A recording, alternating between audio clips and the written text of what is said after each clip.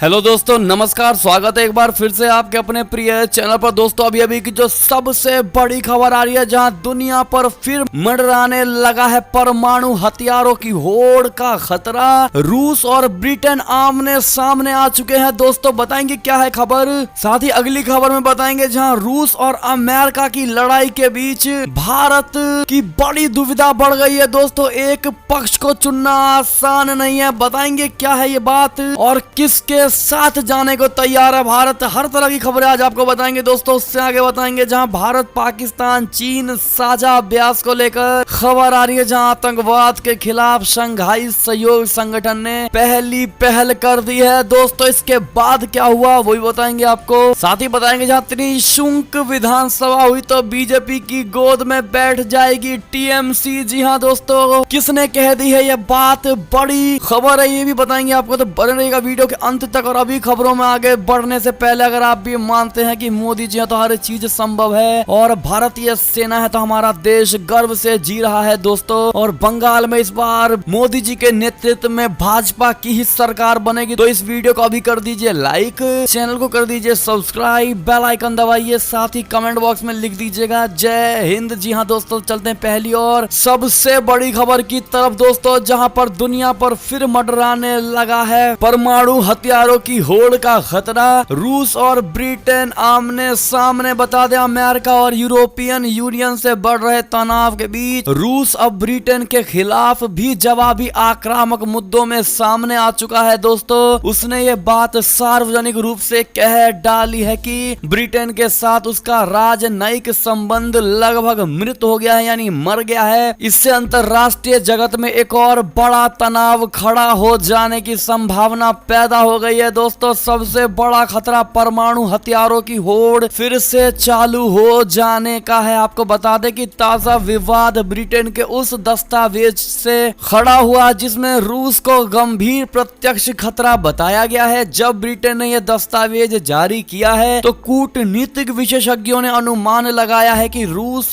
शायद इस पर संयमित प्रतिक्रिया दे और बातचीत से ब्रिटेन की गलत फहमियां दूर करने की इच्छा जताए। लेकिन लंदन स्थित रूसी राजदूत आंद्रेई केलिन ने रविवार को जवाबी हमला बोल डाला। उन्होंने कहा है कि ब्रिटेन का अपने परमाणु हथियारों में बढ़ोतरी करने का फैसला अंतरराष्ट्रीय समझौतों का उल्लंघन है। जी हाँ दोस्तों, आपको बता दें कि रूस और ब्रिटेन के बीच बढ़ रहे इस तनाव से अमेरिका और उसके नेतृत्व वाले उत्तर अटलांटिक संधि संगठन के लिए भी नई चुनौतियां खड़ी हो गई हैं दोस्तों। ऐसे में अभी तक रूस और अमेरिका को लेकर बड़ा मुद्दा चल रहा था दोस्तों और हालात युद्ध तक पहुंच गया और अब रूस और ब्रिटेन भी आमने सामने आ चुके हैं दोस्तों। ऐसे में लग रहा है कि रूस अपने पैर पर कुल्हाड़ी मार रहा है दोस्तों हर देश से बड़ी दुश्मनी को लेकर। आप क्या कहते हैं, आपको क्या लगता है दोस्तों, कमेंट करके जरूर बताइएगा। चलते अगली बड़ी खबर की तरफ, जहां पर आप सभी लोगों को इसका जवाब देना होगा दोस्तों। रूस अमेरिका की लड़ाई ने भारत की दुविधा बढ़ा दी है। एक पक्ष चुनना आसान नहीं है भारत के लिए। बता दें अमेरिका और रूस के बीच तनाव बढ़ता ही जा रहा है। 17 मार्च को अमेरिकी राष्ट्रपति जो बाइडेन ने रूसी राष्ट्रपति व्लादिमीर पुतिन को किलर तक कह दिया। इसके जवाब में पुतिन ने अपने राजनयिकों को वापस बुला लिया और अमेरिका को जमकर खरी खोटी सुनाई है। पुतिन ने कहा है कि अमेरिका का इतिहास अन्याय से भरा हुआ है। पुतिन ने दास प्रथा और जापान में परमाणु हमले का हवाला दिया है। अमेरिका के पूर्व राष्ट्रपति डोनाल्ड ट्रंप के विपरीत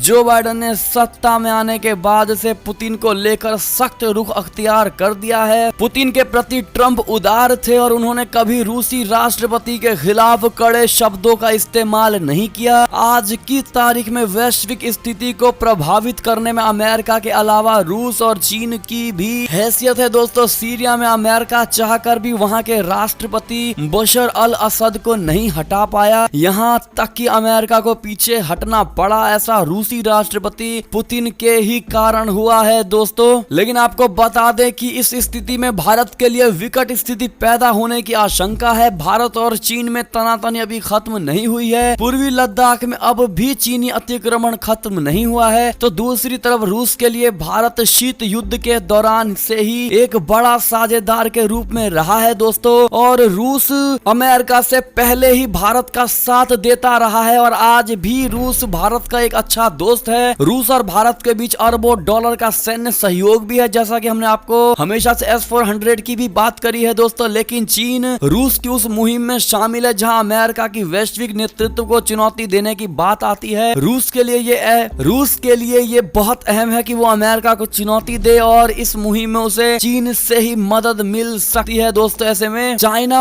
और भारत में से रूस के लिए सबसे ज्यादा अहम कौन है ये देखना अभी बाकी है दोस्तों। लेकिन अमेरिका भी भारत का एक अच्छा दोस्त है और रूस भी अच्छा दोस्त है और रूस भी एक अच्छा दोस्त है दोस्तों। लेकिन रूस शुरू से ही भारत का हमेशा से साथ दिया है उसने, चाहे वो किसी भी देश से लड़ाई का मुद्दा क्यों ना हो, रूस हमेशा आगे रहा है भारत के लिए। तो दोस्तों ऐसे में एक भारतीय नागरिक होने के नाते हम आपसे ये सवाल पूछते हैं दोस्तों कि भारत को अगर रूस या अमेरिका के बीच किसी एक देश को चुनना हो दोस्तों, तो भारत को किसके लिए जाना चाहिए दोस्तों? कमेंट सेक्शन में उस देश का नाम जरूर लिखिएगा, रूस या अमेरिका। देखते हैं हमारी भारत की जनता क्या कहती है दोस्तों। आप लोगों से रिक्वेस्ट है कि भारी मात्रा में हर कोई कमेंट करेगा, देखते हैं कितने लोग इस बात का जवाब देते हैं दोस्तों। कम से कम 5000 से ऊपर कमेंट होने चाहिए दोस्तों। चलते अगली बड़ी खबर की ओर, जहां भारत पाकिस्तान चीन साझा अभ्यास को लेकर खबर। आतंकवाद के खिलाफ संघाई सहयोग संगठन ने कर दी है पहली पहल। ताशकंद बैठक में ले लिया है बड़ा फैसला। बता दें, यदि सब कुछ ठीक रहा तो भारत पाकिस्तान और चीन इस साल आतंकवाद के खिलाफ साझा अभ्यास करेंगे। ये पहल शंघाई सहयोग संगठन SCO के तहत हो रही है। दरअसल भारत में आतंकवाद के लिए पाकिस्तान ही जिम्मेदार है और चीन उसका मददगार है। ऐसे में ये देखना अहम होगा कि इन दोनों के साथ साझा अभ्यास किस स्तर तक होगा। 8 सदस्यीय संगठन SCO की ओर से संयुक्त अभ्यास की जानकारी दी गई है। उज्बेकिस्तान के ताशकंद में 18 मार्च को क्षेत्रीय आतंकवाद निरोधक ढांचे की परिषद